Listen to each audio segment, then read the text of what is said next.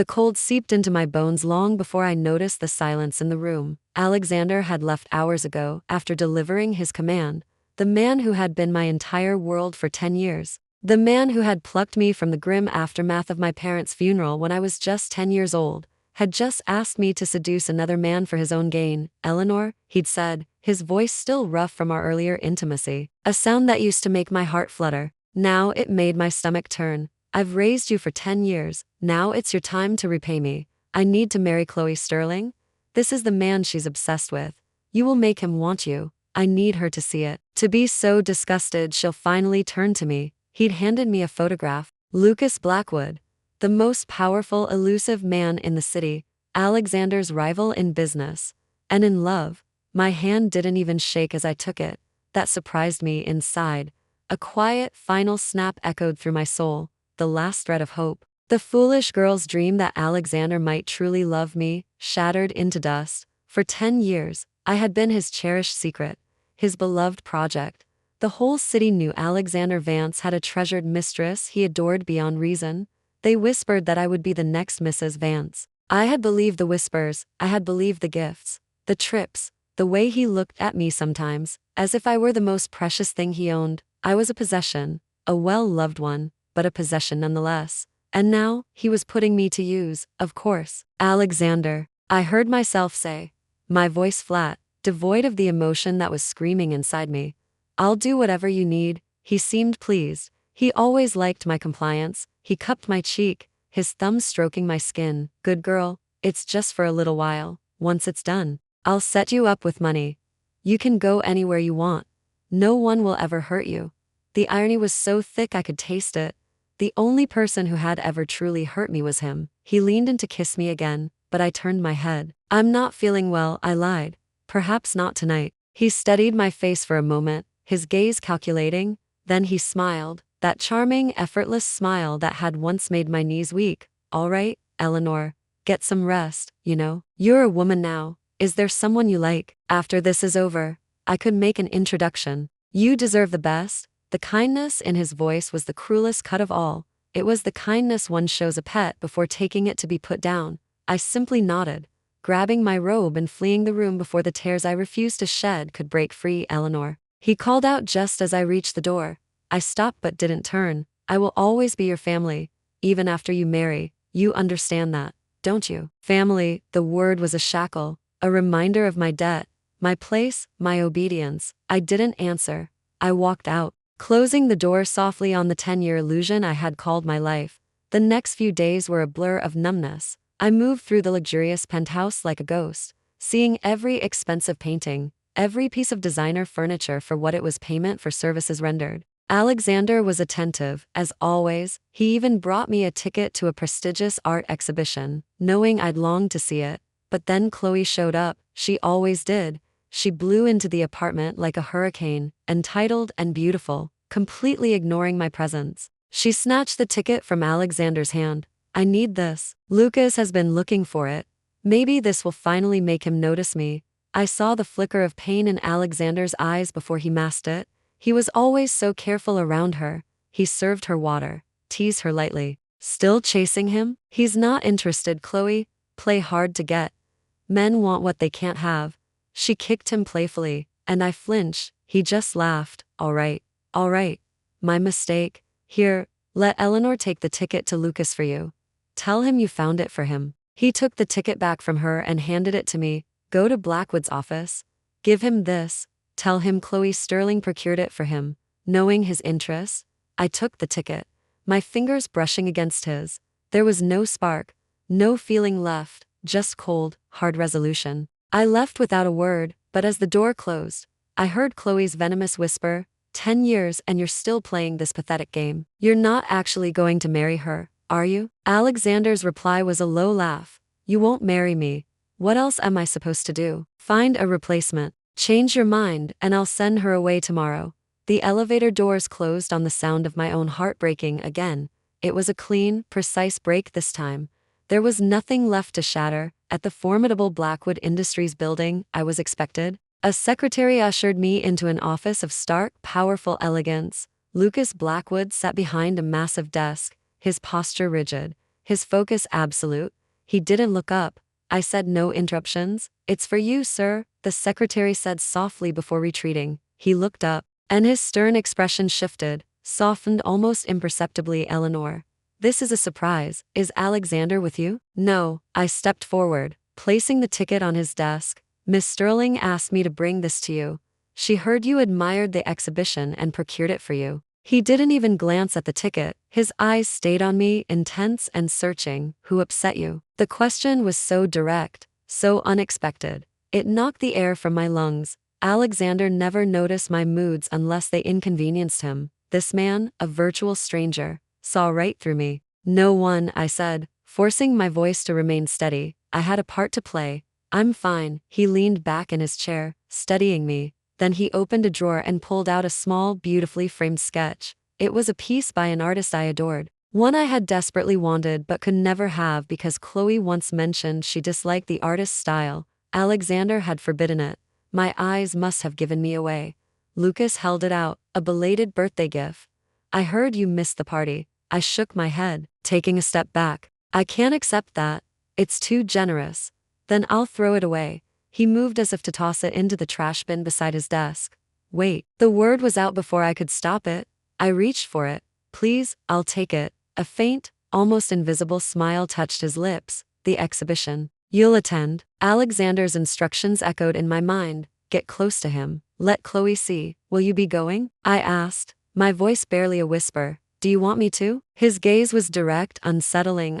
I think it would be nice if you and Alexander and I could all go. The lie tasted bitter. He watched me for a long moment. If it's what you want, then I'll be there. My heart hammered against my ribs, a frantic, confused rhythm. I hurried out of his office, the sketch clutched to my chest like a lifeline. Alexander was waiting for me outside in his car. His eyes immediately fell on the framed art in my hands. Lucas gave you that? His voice was tight, a note of displeasure I hadn't heard directed at me before. Yes. I tried to refuse. It's inappropriate. He took the sketch from me and tossed it onto the back seat. You don't accept gifts from other men, Eleanor. You take what I give you. Is that understood? He was jealous. The realization was a shock. He was sending me to seduce a man, yet he was jealous over a simple sketch. I pulled my hand from his. I understand. He drove in silence, the tension thick. Chloe is having issues at home. She's moving into the penthouse for a while. You'll need to move into the guest room. It wouldn't be right for her to see us together. I simply nodded. Of course, her comfort, her sensibilities, were all that mattered. Back at the penthouse, he followed me into my room. His mood had shifted again, turning dark and possessive. He pushed me onto the bed, his hands rough as he kissed me. It felt like a violation. For the first time in 10 years, I said no. Alexander, stop please. He froze, pulling back to look at me, his fingers digging into my shoulders. You listen to me, Eleanor, until you belong to someone else. You are mine, do you understand? You can't want him, not him. His eyes were blazing with a fury I didn't comprehend. He wanted me to lure Lucas, but he couldn't stand the thought of me actually wanting him. The hypocrisy was staggering. I pushed against his chest. Chloe will be here soon. You should go. The mention of her name was a bucket of cold water. He released me instantly, his composure returning. Right? The art show is all arranged. Get some rest. He smoothed my hair, his touch almost gentle again, and left as if the last few minutes had never happened. I sat on the edge of the bed, surrounded by the trappings of a life that was never truly mine. The plan was simple. At the exhibition, I would kiss Lucas Blackwood in a very public way. Chloe would see it, her pride would be wounded, and she would finally turn to the steadfast Alexander. My role would be complete, my debt paid. The night of the exhibition arrived. I wore a dress Alexander had chosen, a deep crimson that felt like a costume. He was there, his attention laser-focused on Chloe, who was dazzling in silver nearby. Lucas stood beside me, his presence calm and solid. Are you ready? He asked quietly, his eyes on the crowd. Not me. For what? For whatever it is you're about to do. His voice was low, knowing. A chill went down my spine. Did he know? It didn't matter. It was too late to turn back. I saw Alexander glance our way, a subtle nod. This was it. I took a shaky breath. Mr. Blackwood, Lucas, could you come with me? There's a piece over there I'd like your opinion on. He looked down at me, his gaze deep and unreadable. Are you certain this is what you want, Eleanor? I looked over at Alexander, at the false warmth in his eyes as he looked at Chloe. My heart hardened. Yes, with a courage I didn't know I possessed. I grabbed Lucas's hand and pulled him to a more open area then. Before I could lose my nerve, I stood on my toes, pulled his head down, and pressed my lips to his. For a heartbeat, he was still. Then, his arms wrapped around me, one hand cradling the back of my head, and he kissed me back. It wasn't a passive acceptance. It was deep, possessive, and startlingly familiar. He tasted of mint and something uniquely him. It was nothing like Alexander's kisses. This was more. I heard a gasp, then a shrill, outraged scream that sliced through the polite hum of the gallery. You vile little tramp. What do you think you're doing? Lucas broke the kiss, shielding me with his body as Chloe stormed toward us, her face contorted with fury. The entire room was staring. Cameras flashed Alexander's planned media, there to capture the scandal. Chloe slapped me, the sound cracking through the air. How dare you? A nobody like you, putting your hands on him. You're nothing. A stray he felt sorry for. I stood there, my cheek burning, humiliation washing over me. This was the plan. I was doing exactly what was asked of me. But why did Alexander look so angry? His face was pale, his hands clenched at his sides. He wasn't looking at Chloe. He was staring at me, at Lucas's arm around me, with something that looked like raw, furious loss. Lucas's voice was ice. Who I choose to be with is none of your concern, Chloe. He didn't deny me. He didn't push me away. Chloe burst into dramatic tears and fled. Alexander shot me a final, unreadable look before chasing after her. I was left alone in the center of the whispering, staring crowd, exposed and used. Then Lucas was there again. He turned me away from the crowd, his hand gentle on my back. Don't look. Don't listen. Come with me. He guided me through the throng, his presence a shield to his assistant. He said, delete all the photos and release a statement. Tell them I'm marrying Eleanor Vance in 1 month. I jerked in his arms. What? No, you can't. He looked down at me, and for the first time, I saw a flicker of emotion in his eyes that wasn't stern or calculating. It was almost vulnerable. The world just saw me kissing another man's companion. My reputation will be in tatters if I don't do the honorable thing. You wouldn't want that for me, would you? He was teasing me, but there was a seriousness underneath. It was madness. But the thought of going back to Alexander, to that gilded cage, was worse. This man offered an escape.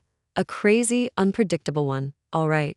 I heard myself say, I'll marry you. A month later, I held a marriage certificate with Lucas Blackwood's name next to mine. It felt surreal. He was patient, never pushing, but always there. He took me to his home, a spacious, light-filled apartment that felt more like a home than Alexander's penthouse ever had. I had to go back to get my things. I went alone, steeling myself. Chloe was there, draped on the sofa like a queen. Alexander sat opposite her, looking tired. Look what the cat dragged in, Chloe sneered as I walked in. Did your new rich boyfriend throw you out already? Coming back to beg? I ignored her, heading for my room. She launched herself off the sofa and came at me, her hand raised to strike. I caught her wrist mid-air, my grip firm. I was done being her punching bag, Alexander. She shrieked. Control your pet. She has no manners. Eleanor, let her go, Alexander said, his voice weary but firm. No, the word was clear, strong. It was the first time I had ever openly defied him. His eyes widened in shock, then narrowed in anger. Eleanor, now, make her apologize to me, Chloe demanded, trying to wrench her hand free. Slap her, or I swear, this engagement is over. Alexander stood up, his jaw tight. He walked over to me, his expression pained. Eleanor, please, just do this for me. I'll make it up to you. I always do. I looked at the man I had loved for most of my life. I saw the manipulation, the weakness, the selfishness. The scales fell from my eyes. I don't want to. His patience snapped. Eleanor, that is an order. I smiled, a small cold thing. You don't get to order me anymore, Alexander. I don't owe you anything. I released Chloe's wrist, pushing her away from me. I'm here for my things. Then I'm leaving. I went to my room. My belongings were strewn across the floor, my few precious books torn, clothes trampled. Chloe's work. I felt nothing. I packed a single suitcase with the things that were truly mine: the sketch from Lucas, a few books, some simple clothes I'd bought for myself. I left everything Alexander had ever given me. When I came out, Alexander blocked my path. Where do you think you're going? That's none of your business. I tried to move past him. He grabbed my arm. After everything I've done for you, this is how you repay me. I have repaid you 100 times over. I pulled my arm free. The Vance Corporation's most profitable projects in the last 5 years? The designs, the strategies, the negotiations? That was me, Alexander, my mind, my work. You took the credit, but it was me. I paid my debt. We are done. I walked out. He followed me to the elevator, calling my name. Chloe was screaming behind him, accusing him of loving me. He yelled back at her, I know. Chloe, just stop it. She's like a sister to me. A sister, the final truth. I stepped into the elevator, the doors closing on his anguished, furious face. Lucas was waiting for me downstairs, leaning against his car. His eyes softened when he saw me, but then they darkened as he saw my single suitcase. He took it from me without a word and put it in the trunk. In the car, the silence was heavy. I felt I needed to explain, to fill the space. Lucas. He didn't let me finish. He pulled the car over, turned to me, and kissed me. It wasn't gentle. It was fierce, desperate, full of a raw emotion I couldn't name. When he finally pulled away, his eyes were blazing. Why is it so easy for him? He whispered, his voice rough with pain. Why does he get to touch you, to have you? And he trailed off, resting his forehead against mine. A startling understanding dawned on me. Lucas, are you jealous? He didn't deny it. He just looked at me, his vulnerability completely disarming. Your things, the things he gave you, we're throwing them out. I'll buy you new ones, better ones.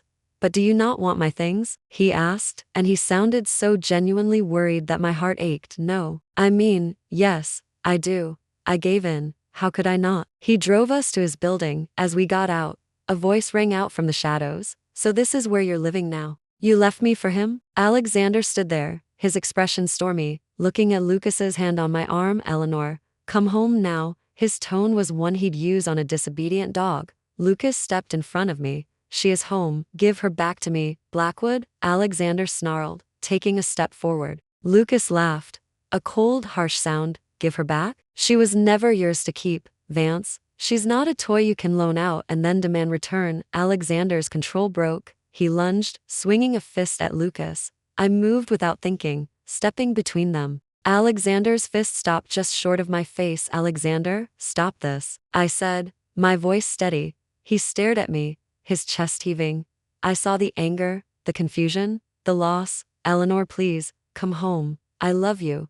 I think I've always loved you. I was just too blind to see it. The words I had longed to hear for a decade meant nothing now. They were just more manipulation. Alexander, I said softly, almost sadly, I'm married to Lucas now. He's your brother-in-law, I suppose. You should show him some respect. I allowed a small, cold smile, and I was never yours. I belong to myself. He looked gutted. You can't mean that. After everything we had, you had me seduce him for you.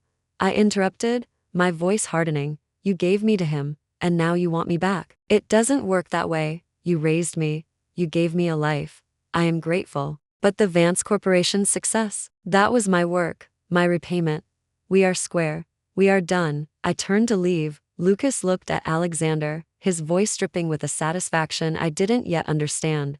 Thank you for letting her go. It was the best thing you ever did for me. As we walked into the building, I finally asked the question that had been burning in my mind. Lucas, how did you know about Alexander's plan? He didn't answer immediately. He waited until we were inside his apartment. Then he pulled me into his arms and kissed me, long and deep, erasing all thoughts of Alexander of the past. Later, as we sat together in the quiet living room, he finally spoke. My parents want to meet you properly, now that we're married. Nervousness fluttered in my stomach. So soon? What if they don't like me? He smiled, a real, genuine smile that transformed his face. They'll love you. They've been waiting to meet you for a very long time. I didn't understand, but when his parents arrived, his mother enveloped me in a warm, fragrant hug. Oh, my dear. Finally. This stubborn boy has been in love with you since he was 12 years old. We're so happy he finally found you again. I stared at her, then at Lucas, completely bewildered.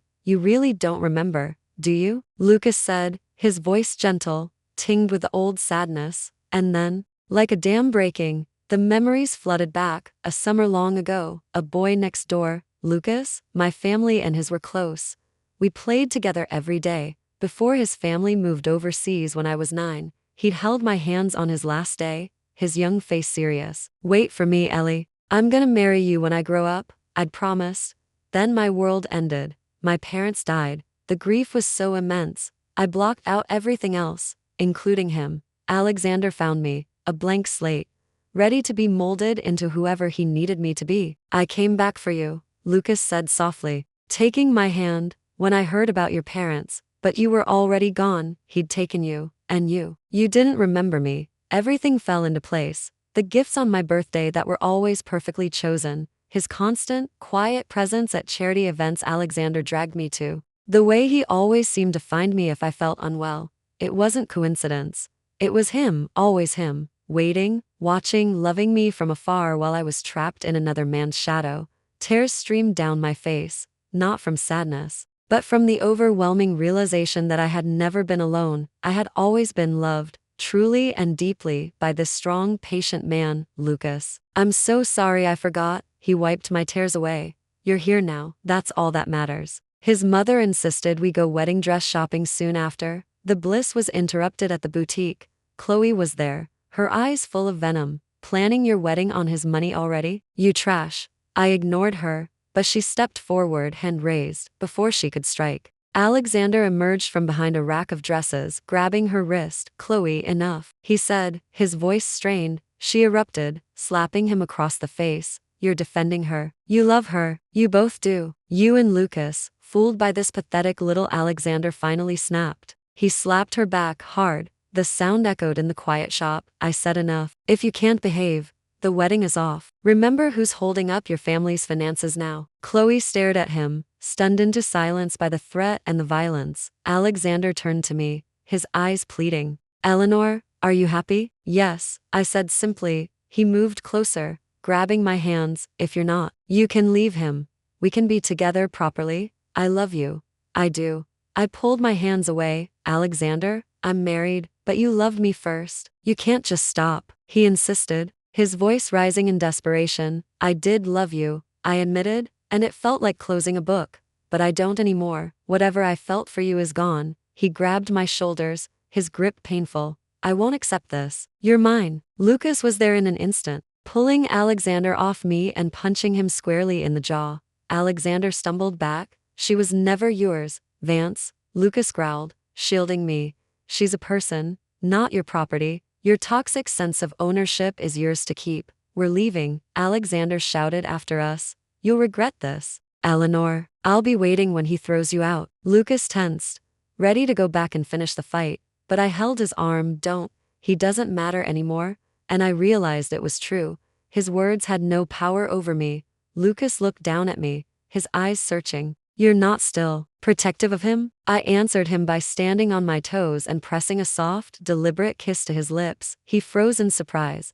It was the first time I had initiated a kiss. I smiled. I just didn't want to be late for my wedding dress appointment. A slow, brilliant smile spread across his face. He tried to play it cool, of course. "That's the only reason," I teased him. "You were worried he'd steal me back. Don't be ridiculous," he said, but his ears turned pink. "Oh, so you wouldn't care if I went back to talk to him?" I turned, pretending to walk away. He grabbed my hand instantly, pulling me back. "Eleanor, don't you dare." I laughed, the sound light and free. "I'm not going anywhere now. Help me find a dress." "I want your opinion." We spent the afternoon choosing a dress, a simple, elegant gown that made me feel like myself. Not Alexander's creation, not a tool for Lucas's revenge, just me, Eleanor. The wedding was small, beautiful. My new in-laws welcomed me with open arms. Lucas and I built a life together, a partnership based on mutual respect and a love that had, against all odds, survived time and tragedy. I started my own design firm, using the skills and knowledge I'd gained and hidden while with Alexander. It flourished. I found my voice, my strength, my independence. Alexander married Chloe shortly after our wedding. It was a bitter, toxic union, plagued by financial troubles and infidelity. I heard the rumors, but I felt nothing. No schadenfreude, no pity. Just a distant acknowledgement that his choices had led him to his deserved fate. One evening, years later, I stood on the balcony of the home I shared with Lucas, watching the sunset. He came up behind me, wrapping his arms around my waist, resting his chin on my shoulder. Happy? He murmured into my hair. I leaned back into his solid, steady warmth, looking out at the life we had built together. A life of my own choosing. Yes, I said, and I meant it with every fiber of my being. I finally am. The journey had been long and painful, marked by betrayal and the shattering of illusions, but from the fragments of the woman I was forced to be, I had built the woman I was always meant to become, strong, independent, loved, not for what I could do for someone, but for who I was. And that was the greatest freedom of all. That's all for today's story. Thank you for listening. This is my channel. The tales I share drawn from life or woven from imagination are meant to offer you connection, reflection, and perhaps solace or newfound strength if you long to see your own reflection in others' journeys, or seek a glimmer of light within the maze of emotions. Subscribe to my channel. Listen with your heart. Explore the stories of life.